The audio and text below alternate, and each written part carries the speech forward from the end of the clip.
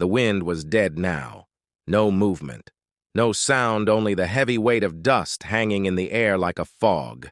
The chief rose to his knees, his body aching, his head pounding the ridge ahead, split open like the earth had breathed and then held its breath. His men were scattered, calling out through the static, but he heard only the echo of her name. Wren. He stumbled forward through the smoke, his boots dragging through loose sand and broken stone. The mountain silent except for the faint groan of metal, shifting beneath.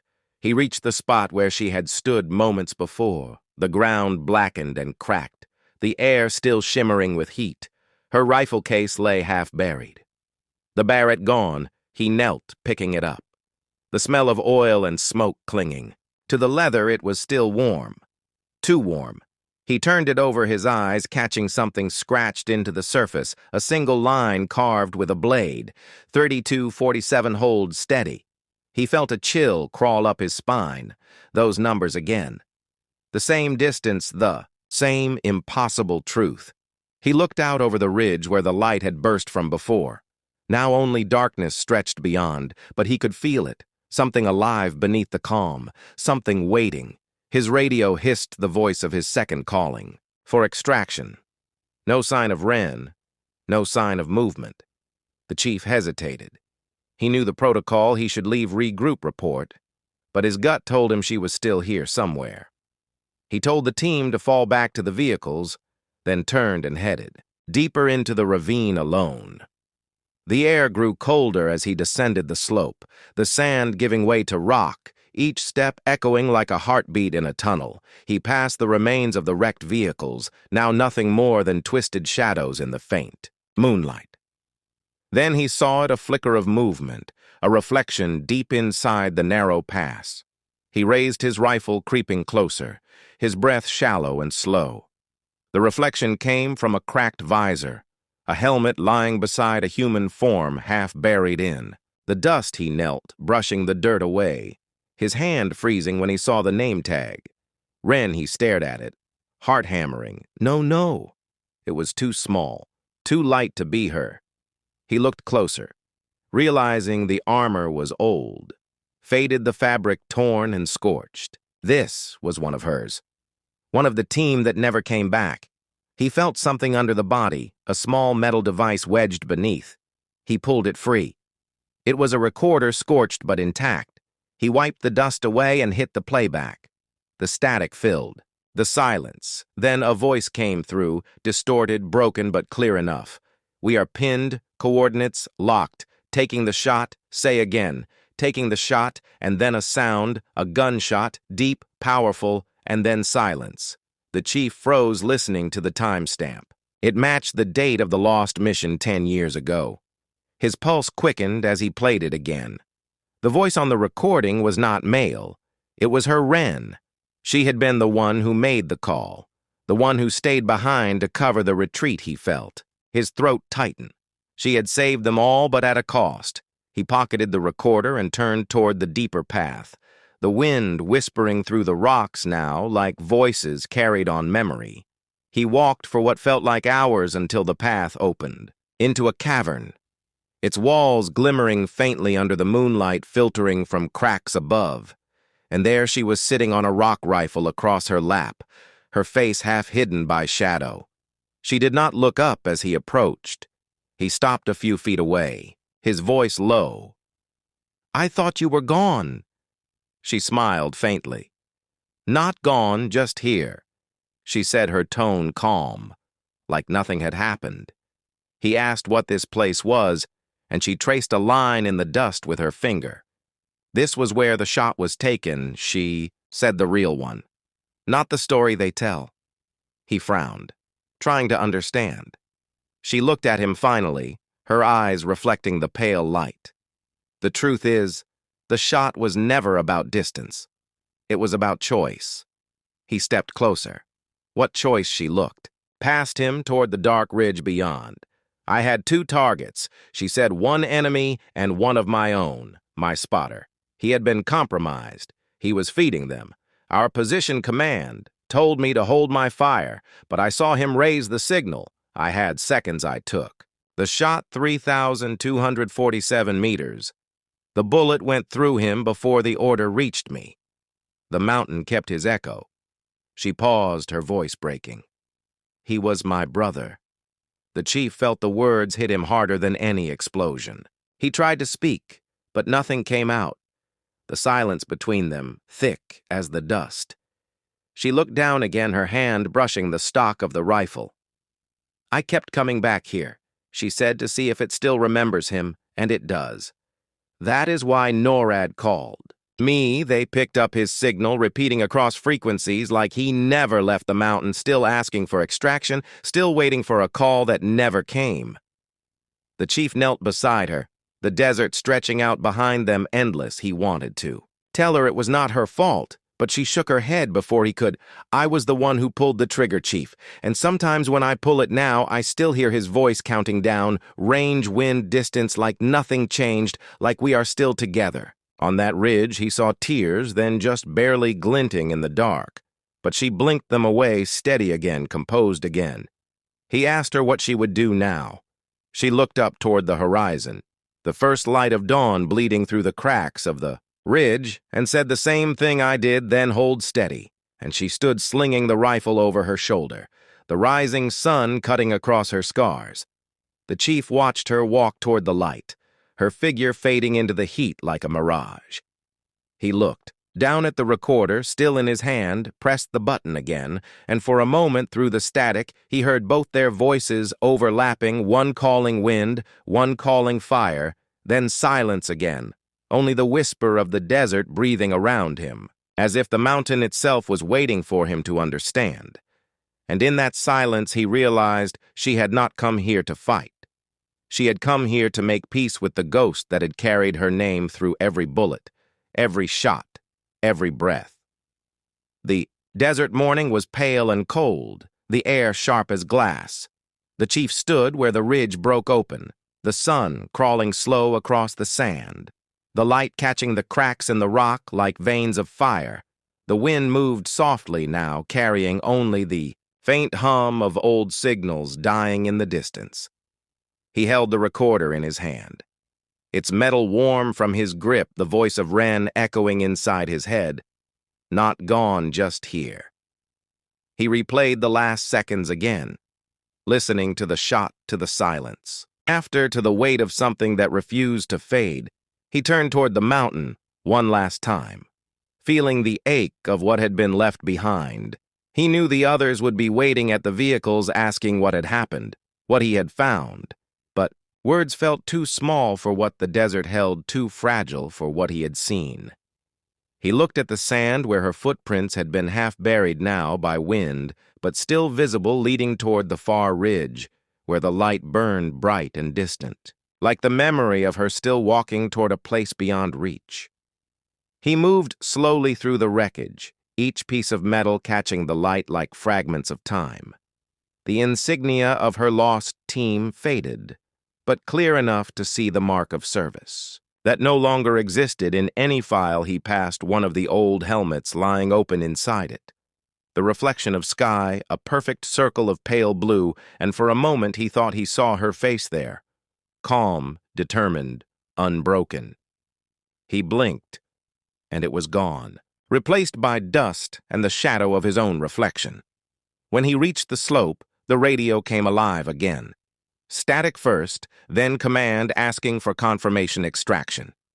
"Ready, sir. What is your status?" He lifted it slowly, his voice rough from dust. "Tell them we found what was lost." There was a pause, then static, then a reply. "Copy that, sir." But he did not move. He looked one last time at the mountain, feeling something deeper than duty holding him there.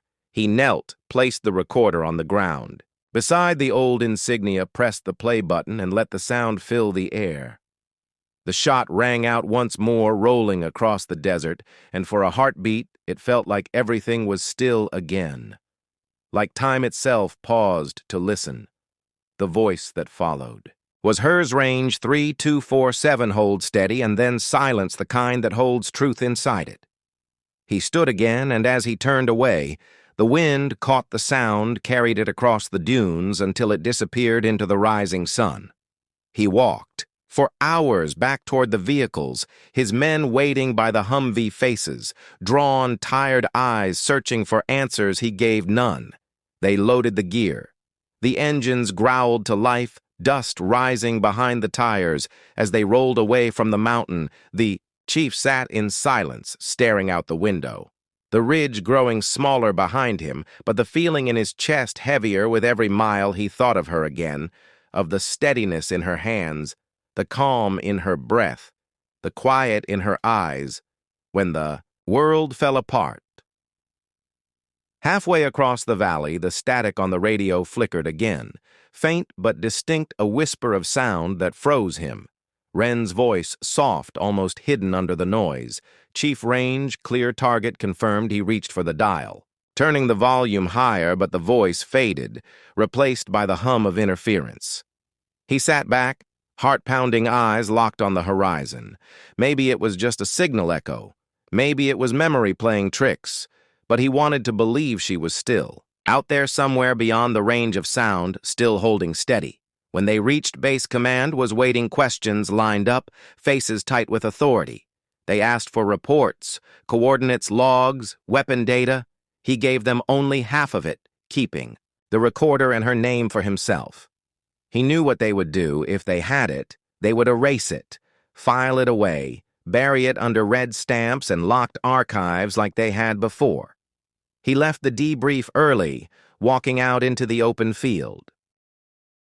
The night swallowed the desert as the chief loaded his gear into the Humvee. The engines roared low and steady beneath the black sky, the stars above sharp like broken glass. His men moved quietly, no one asking questions, though every face showed the same unease. They had heard the transmission, they had seen the coordinates, and they all knew who had spoken of that place. First, Wren stood apart from them, her rifle case beside her eyes on the mountains where the darkness was thicker than the air itself. The chief walked over his boots, crunching the sand, his voice low. "We move in 10 minutes. She nodded once, not looking at him, her expression unreadable. He wanted to ask if she knew what they were heading toward, but her silence told him she did. He had seen fear before, but whatever was behind her calm was not fear. It was memory. Something older and colder than the storm ahead. They rolled out in a line, the vehicles cutting through the sand, headlights, dimmed engines muffled by the weight of what waited beyond the dunes. The chief sat in the lead, his mind heavy with questions he could not voice. He kept glancing at the rearview mirror where she sat silent, watching the horizon, her rifle across her knees, the barrel gleaming. Under moonlight, her hands motionless, but her eyes alive with a kind of stillness that spoke of ghosts. As they neared the foothills, the air grew colder. The radios hissed with static, the signal dying piece by piece. The chief ordered a stop. They dismounted, weapons drawn, scanning the rocks and shadows. Nothing moved but the wind. Yet the silence was wrong, too deep, too heavy. He turned to her. "Wren, what happened here?" She looked out toward the ridge, her face pale under the starlight. She said nothing at first, then whispered, "We should not have come back." He stepped closer, his voice a mix of command and curiosity. "What do you mean?" She turned to him, her voice lower. "Now this place is not forgotten. It remembers the ones who failed." The chief frowned, but before he could reply, one of the men called out movement along the ridge. Everyone turned, rifles raised. The spotlights flared, revealing shapes half hidden by dust and distance. Old wreckage, burned out vehicles, metal torn apart, bullet, holes carved into their frames. The chief's stomach tightened. He recognized the insignia faint on one of the twisted doors, a task force that had gone missing years ago. No bodies, no survivors, only rumor. Now he was staring at the evidence, half buried in the sand. He looked at her. The truth dawning slowly, this was not a random sight. This was her mission, the one that never made the records. She stepped forward, Her boots soft against the sand, the men following cautiously. She stopped beside one of the vehicles, her hand brushing against the rusted surface. Her eyes distant, I told them to wait, she said, voice hollow. But they didn't. They thought they could make the shot. She looked at him then, and for the first time he saw something, raw behind her, calm, the memory of command and failure. He wanted to ask what happened next, but the radio on his shoulder crackled again. The signal weak, an unfamiliar voice breaking through chief unknown heat signatures moving toward your position. His men spread out, taking positions, the silence breaking into the rhythm of readiness. The chief turned toward the direction of the signal movement in the dark, faint at first, then clearer figures shifting along the ridge. He raised his rifle, his voice steady, eyes up. But Wren did not move. She just looked through the scope of her Barrett, scanning the darkness, her body going still. Her breathing slowing until she was no longer there, only the weapon and the target. She whispered, not out of fear, but certainty. They are not new. They are the same. He did not understand what she meant until the first shadow stepped into the open, the glint of old gear reflecting light worn and rusted like the wrecks around them. The chief froze, the shape. Looked human, but wrong too, still too deliberate. He shouted to hold fire, but one of the men panicked. The rifle barked once, the sound echoing through the hills, and the figures moved suddenly fast, unnaturally fast, sand flying under their feet.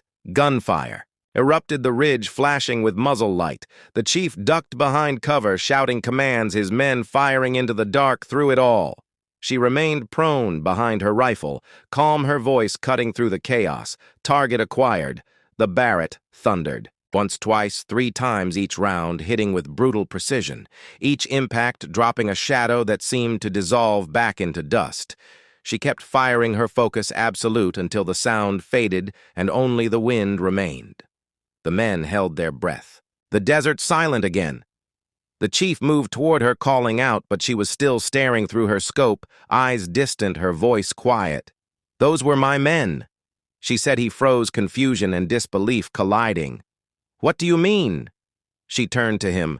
They never left this place. I told them to wait and they never did. He felt his chest tighten. Her tone was not fear, it was grief, and before he could speak, the radio flared again.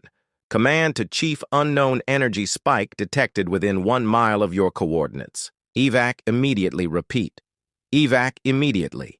He looked toward the ridge, the wreckage, the sand beginning to tremble beneath their boots, and he realized the mountain was not done with them yet. Whatever had happened here years ago was happening again, and as he turned toward her, he saw that she already knew it. Her eyes steady, her hands tightening on the Barrett, her voice calm. I told you, Chief, this place remembers. The ground shook beneath their boots as the ridge groaned like a living thing, the air split with a low hum that crawled under their skin. The chief shouted for his men to fall back, but the words were swallowed by the rising sound of wind and static. It felt wrong. Not like weather, but like memory pressing through the air, heavy. And suffocating. Wren stood at the edge of the wreckage, her Barrett clutched tight, her eyes locked on the shadows that moved where no light should be. The chief reached for her, grabbing her shoulder, but she did not turn, her gaze fixed ahead like she was watching something only she could see. He shouted again, this time louder, but she whispered over him. It is starting again. Her voice was thin, almost fragile, but there was something behind it, a quiet certainty that froze him. He followed her, stare, and saw lights flickering along the ridge, cold and sharp and moving too smoothly to be natural. His men formed a perimeter. Weapons. Raised hearts, pounding the static on their radios, growing louder until it drowned out their breath. One of them shouted contacts. But before the chief could respond, the first figure appeared from the dark, its outline half real, half shadow. It looked like a soldier wearing gear decades old, its face hidden beneath a cracked visor, its movement slow like it was remembering how to walk. The men hesitated, their training useless against something that should not exist. Wren lowered to the ground, steadying her rifle, her voice cutting through the wind.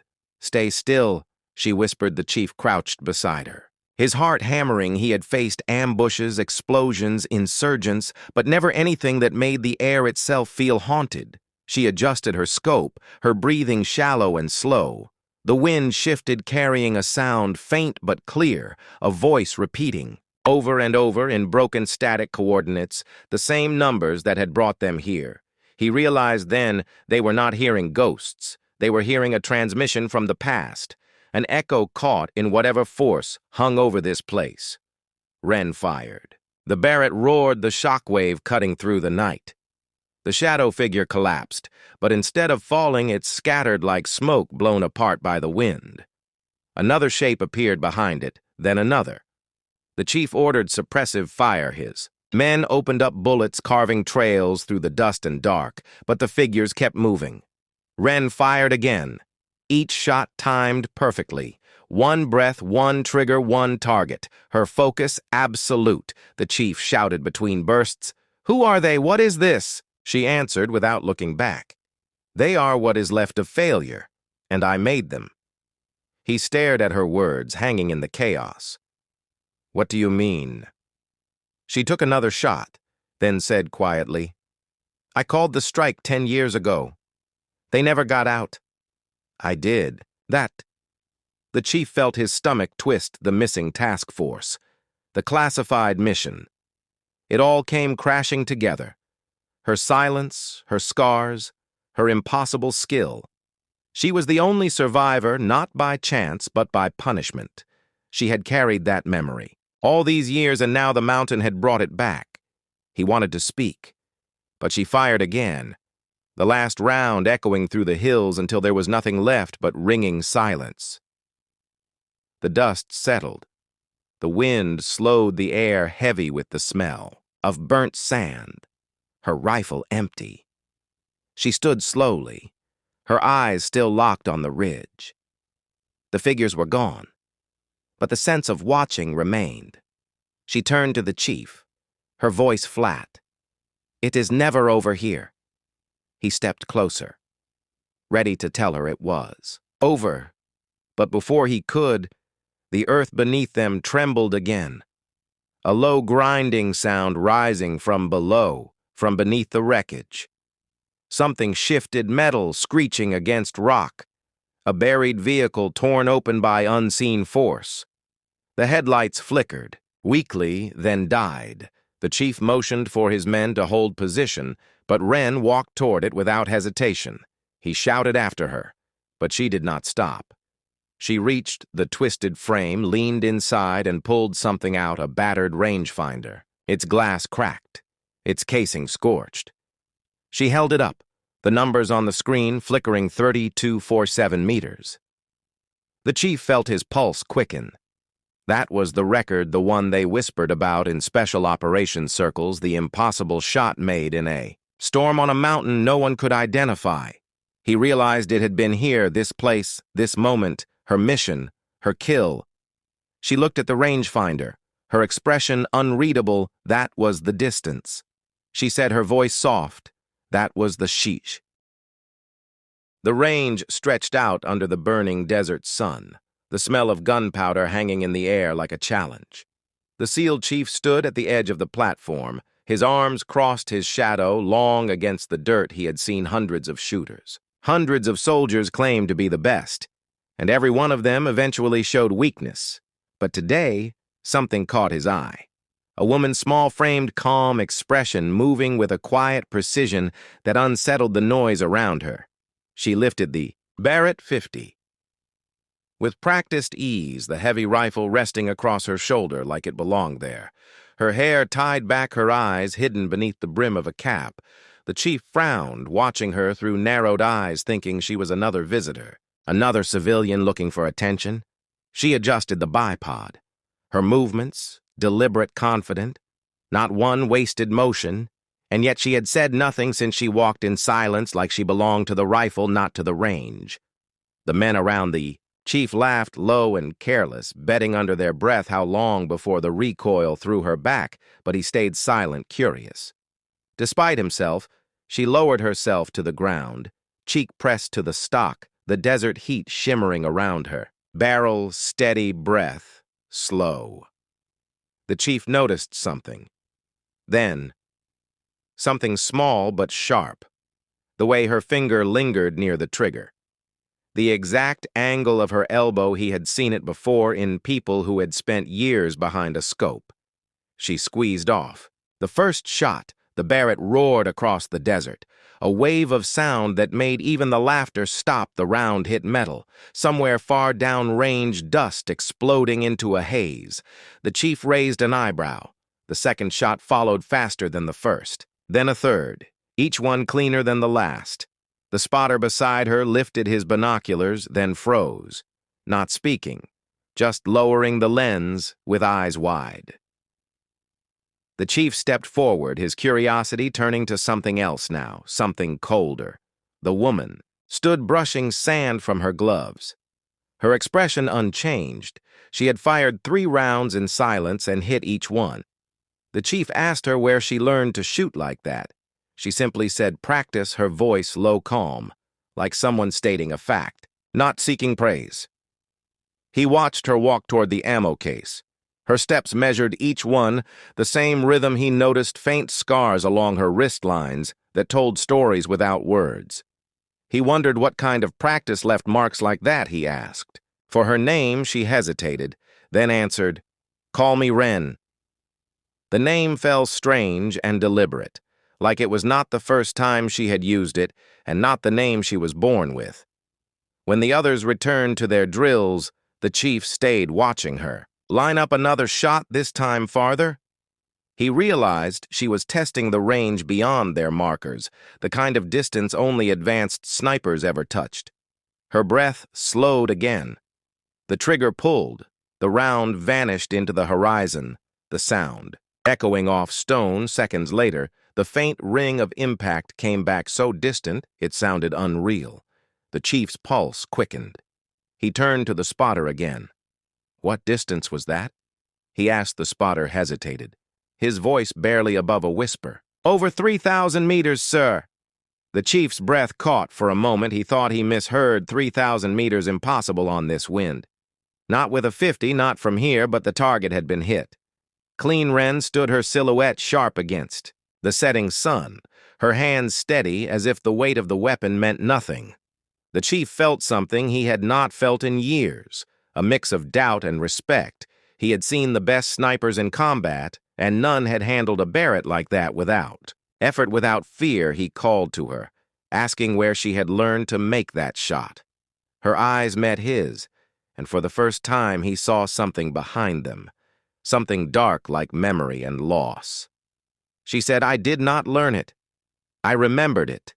And before he could ask what she meant, she turned away, reloading with the same calm rhythm as before. The chief felt a chill crawl down his spine. Her tone was not pride. It was confession.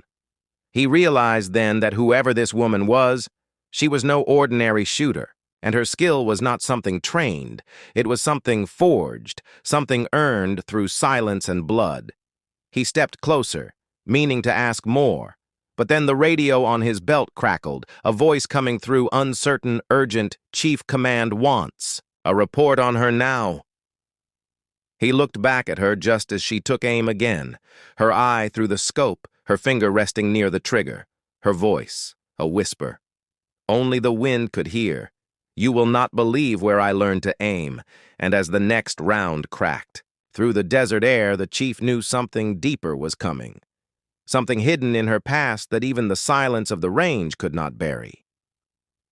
The desert wind blew cold that night, carrying sand like whispers through the steel fences of the range. The SEAL chief sat alone in the dim light of the operations tent, the glow of the monitor painting hard lines across his face. He had pulled her file twice already, but each time it came back the same blank, redacted, nothing but a code name, Wren, and a date that meant nothing to him.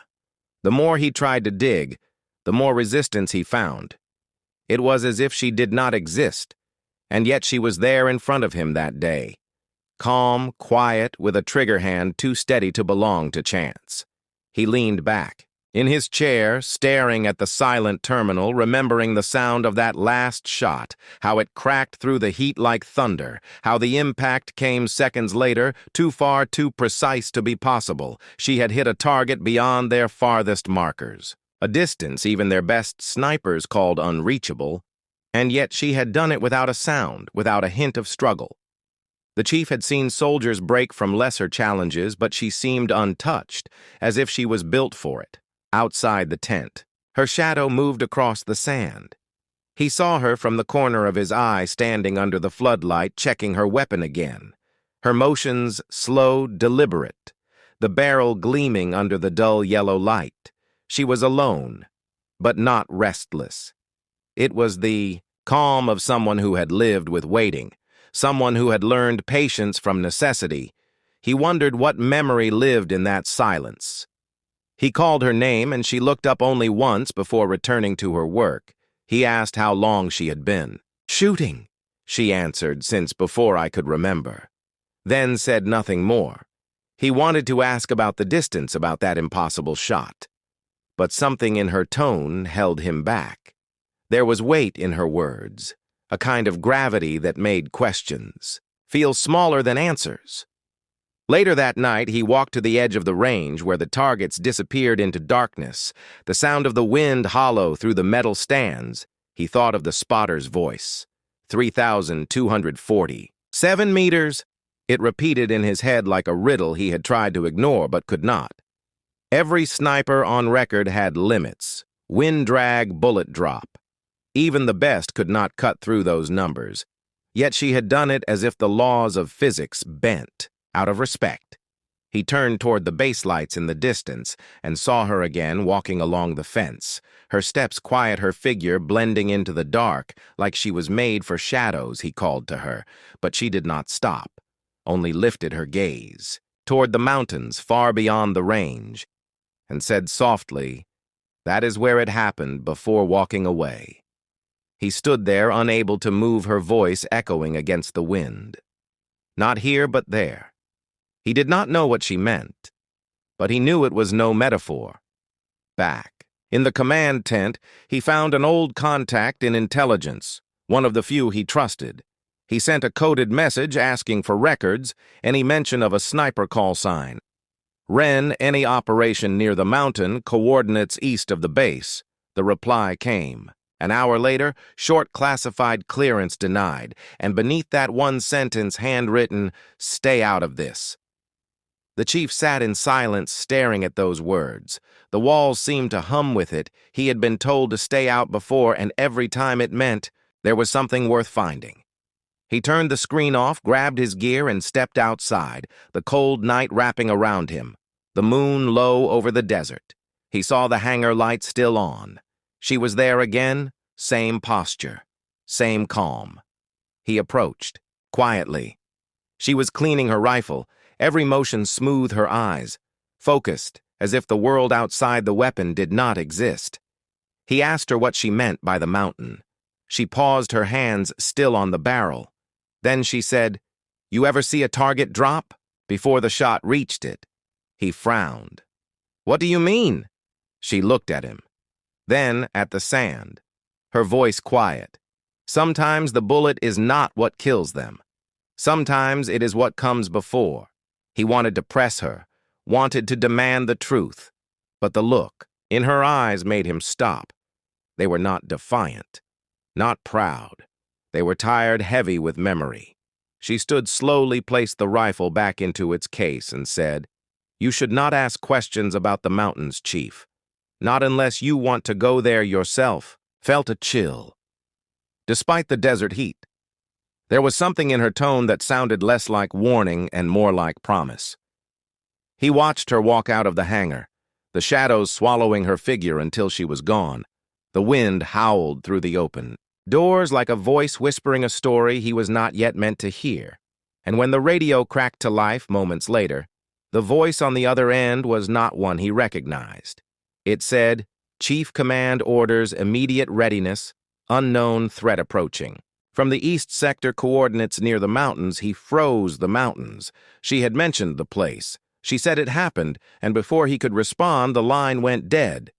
He looked toward the horizon where the black outline of the mountains cut against the stars, and he knew whatever waited out there was tied to her past and the shot that should have been impossible.